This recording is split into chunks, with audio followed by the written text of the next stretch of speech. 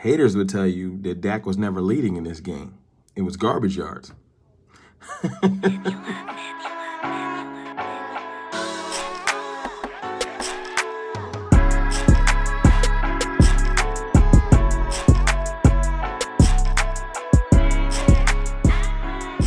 What's good, people? It's your boy, Mr. Rome, Cowboys Fan Talk, right back like I never left. Listen, before I get into some Cowboys news and notes, I'm pretty sure I know why you clicked on this video. The thumbnail tells it all. Another game debunked it. Listen, I'm a Cowboys myth buster at this point. The Seattle game from last year. Another one of the games people said Dak was throwing for empty calories. And if you're wondering, like, why is he talking about Dak all the time? Well, it's the only story that's important in Dallas Cowboy Nation.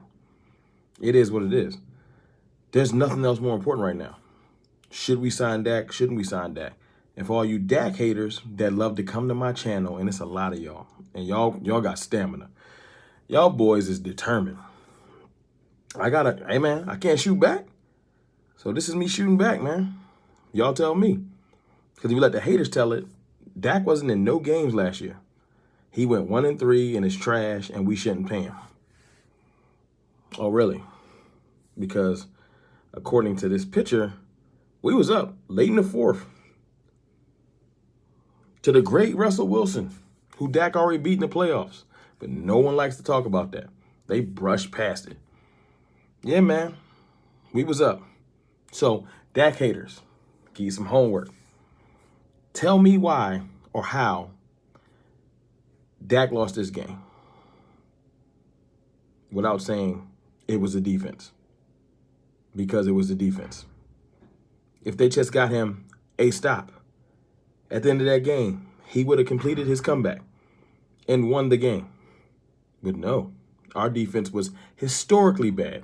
And I'm pretty sure everybody remembers it being historically bad, but they just try to act like it never happened. Oh, it happened. Our defense was trash. No slight to DeMarcus Lawrence and some of the other defenders that were good in the midst of the trash. Trayvon Diggs had a good play in that game. Alden Smith had a great game. But when we needed one stop just to get the ball back into Dak's hands, couldn't do it. So, yeah, I'm enjoying this. It's the offseason. Ain't no games coming up. You guys tell me why I'm wrong. You see the picture. So, look. Before I get to the, Cowboys rumors and stuff going on in Cowboys land, listen. I'm watching Undisputed today. Skip and Shannon are out. So they brought in another 3 Dak haters. Some people that ain't normally on the show. So, it's interesting. You got a former Redskin, a random blogger, and Chris Broussard, an NBA writer. So I'm like, okay, let me hear what they got to say. Stuff I kind of already knew was going to go down. LeVar Arrington hates Dak Prescott. He's a Redskin, et cetera, but his team wants him.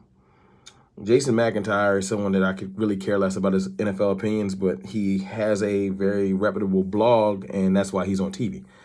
Chris Broussard is famous for basketball stuff, so he gets to talking about franchise quarterbacks and this whole myth of if you just draft a young quarterback and build around him, that's how you win. So y'all listen to this. And it is not easy to get a franchise quarterback. I know now the thinking is that we can draft a guy and we can have him on his rookie year for a few years. And while he's on his rookie scale, we can build around him and win a Super Bowl. That's happened with 2 teams. All right, Pat Mahomes, who may be the greatest to ever do it when it's all said and done, and Russell Wilson, who had this all-time phenomenal defense, the Legion of Boom.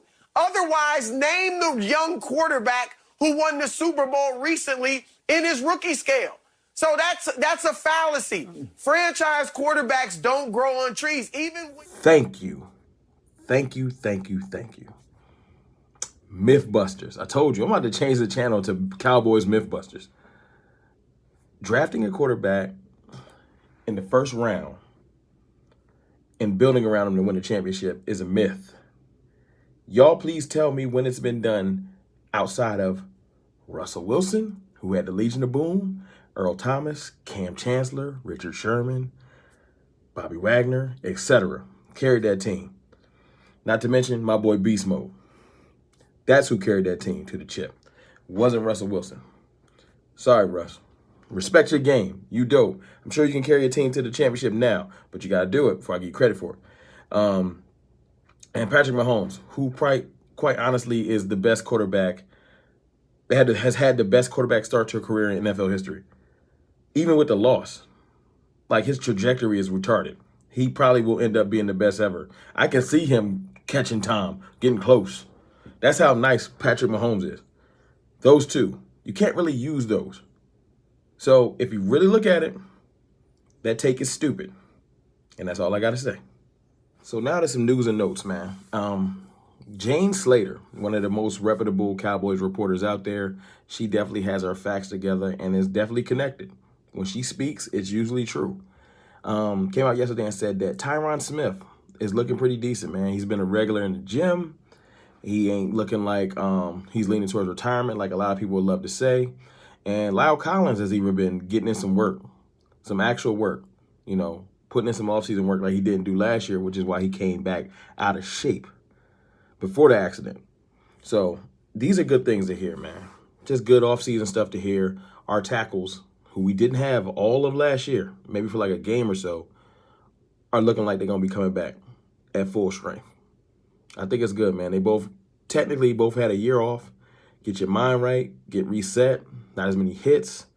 They both immensely talented. Obviously, you know how Tyron Smith get down. And I'm about to say the exact word. And Lyle Collins was definitely one of the best right tackles in the league, or at least going that way. That's why they paid him. So I'm going to just go ahead and put out there and speak into existence that they both will return to form. We have definitely got some depth at the tackle position with some of the players that we had last year.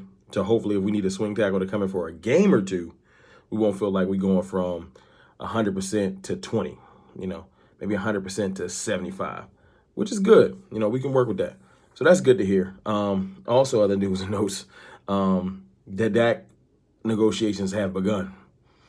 And you hear people saying it don't really mean nothing. They're heading to a franchise tag. Y'all know. I talk about Dak all the time. So y'all know, y'all up to date on the Dak stuff. But the negotiations have begun. Apparently, Todd France and the Cowboys have begun talks. You hear stories of these seem like they're going to be more productive or have been more productive than last year at the start. So that's good to hear.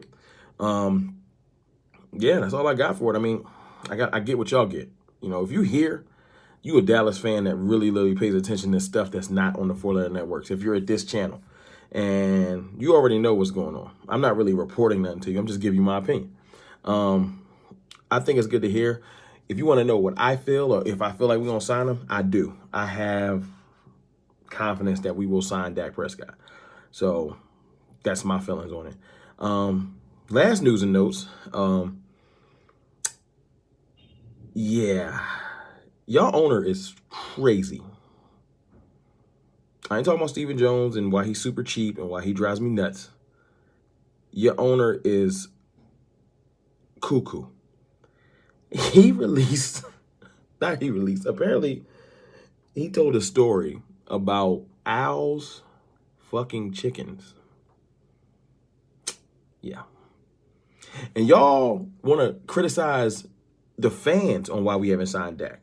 Our owner is talking about owls fucking chickens.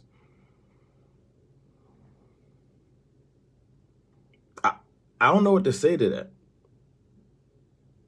Look at what? Jerry Jones is officially crazy. He's Al Davis part 2. It's sad, and it's not gonna look better, man. Even, look, God forbid, even when Jerry Jones do pass, his son is the cheapest dude in the NFL. I almost wish that the Joneses got caught up in the scandal and got forced to sell the team sometimes. Owls fucking chickens. It's your boy, Mr. Rome, man. As much as I love Dak, our owner is nuts.